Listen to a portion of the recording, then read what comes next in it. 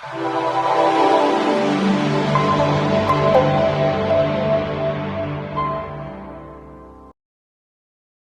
everybody, we are back at Silver Symposium. It is the first day here in Coeur d'Alene, Idaho. I have a presentation a little bit later today, but in the meantime, I wanted to have a conversation with 𝙂𝙊𝙇𝙀𝙊𝙎 of ARK Silver. Ian, how are you doing today? Good, thank you, Rob. Pleasure to be here. Thank you so much, and thank you for joining us. So, tell us about your views on silver. I know you're a big silver advocate. We were talking about this earlier. Where do you think silver is going? And the reason I ask, we're getting a lot of negative sentiment towards silver, not only on our channel, but sort of across the investment landscape. People are just super negative about silver and its prospects. I think you have a little bit of a different view.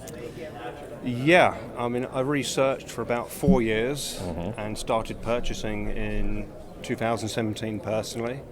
I started talking to friends and associates about what I discovered about fiat currency, what is real money, what governments are doing, what central banks are doing, and kept coming back to the same conclusion that silver was the antidote, that silver was insurance, silver preserves a working man's effort outside of the system, not going to be eroded by inflation. And every piece of research I've done, going back into history and extrapolating demand and supply into the future, screams out it's the cheapest element ever.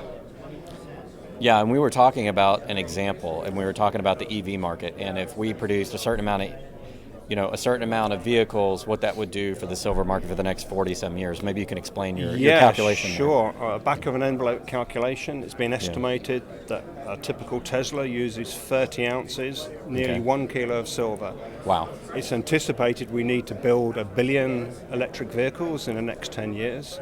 If we did do that at that rate of silver usage, that would use 42 years of mine production. Obviously, this can't happen because we have solar, ever-increasing demand. We have investment running at 70% total mine production. So we have a pincer action from many sides, demand on silver. And I even found out recently that refiners are buying back the 1,000-ounce bars. You mentioned that, yeah. This means that they're not getting enough mining supply coming in for the industrial demand coming out, requiring the 1,000-ounce bars. So I think we are very, very close to a point where we're not only going to see a spike in silver prices, but it's going to maintain a much higher price. I think a lot of things to talk about there. Now, you mentioned the billion EV cars, and you said that's where we need to be. That's because of government mandates and programs already on the books that we know about. Yes. Okay. Yeah. I mean, the different nations have got different figures. Some are 2030, some are 2035. GM have announced, I think it's 2035, they'll only be making EVs. I think Volvo are at that point already. And I think you got Tesla, which is growing by leaps and bounds. And Tesla is actually very small compared to the homegrown Chinese market. Yes. Their share is shrinking. It's a perfect storm, perfect setup. That's just talking about EVs and the lack of silver we'd have for 42 years. Yes. Talk about also the solar market, the space race, all the other uses of silver. Yeah. When you extrapolate all that, what does that look like? If you do, a rough calculation for solar, if every home in the US had solar, that would use up the whole mine supply, just for solar. So mine supply for a year or a year? Known resources? Oh, a year, okay. Yeah. Wow.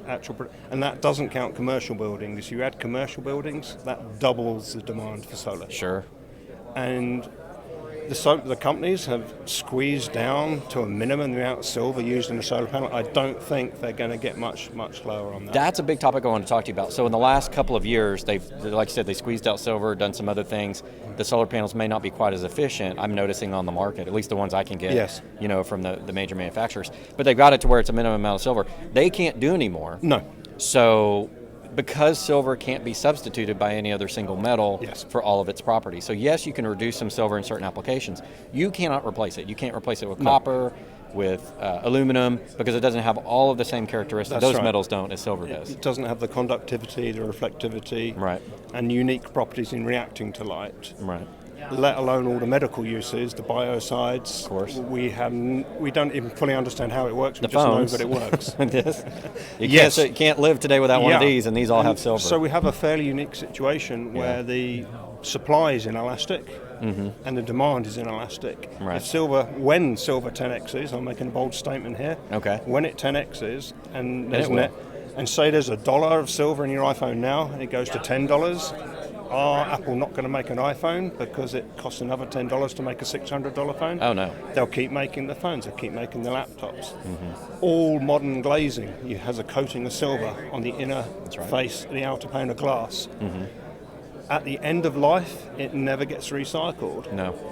We're mining silver at 7-8 to 1 ratio to gold, yet we throw half of the silver away. That's never going to get recovered. And the only way to get it back would be to mine all the landfills around the world. Yeah. And at a certain price, I predict we will start mining the landfills. We have a huge problem with there's going to be toxic metals in there. You've got leaking batteries and lead acid, horrible things going, and paints. Those chemicals combining. Yeah. It would probably cost $200 an ounce to recover out of that situation. It's not like mining ore. Yeah, so silver would have to get much, much more expensive to do that. Yes. Yeah. So it's not as much like gold recovery, because gold recovery, most of gold used is in jewelry, which can be recast or melted, people bringing it in. You've got gold being used in computer motherboards. Companies are taking advantage of that now. David Morgan is sitting right next to us, has been talking about one of those companies for the last few years. So it's easier to get gold out of some of its applications than it is silver, because it's not as ubiquitous. That's right. Silver's everywhere, and that actually makes it harder to recycle it. Yes. So we don't get that much recycling done every year. Yeah. So you started ARK Silver. Tell us about ARK Silver. Yeah, so from 2017, I was talking to friends and people I bumped into, relatives, and they would just start buying. And from a complete epiphany, from thinking everything's great in the economy, everything's fine, my pension's fine, my dollars in the bank, my pounds in the bank are fine, and they were buying large quantities. So July last year, I thought it's time to set up a silver company. Yeah, that's good timing, by the way. Yeah. We were very kindly, Andy Scheckman and Miles Franklin introduced me to my wholesaler. Okay. Very, very generous act. A major dealer setting up a competitor. So thank you, Andy. That's who Andy is, by the way. We speak very highly of Andy because he comes on the program all the time full of knowledge, and he will help anybody really that asks for it and is willing to put in the work. So that does not surprise me at all. Yeah. And since then, we've made multi-million sales just by conversations. Yes. Whether it's a half ounce or 5,000 ounces. Well, we're a new customer, so we're going to be buying a bar here after the conference. Thank you. We've already talked about that.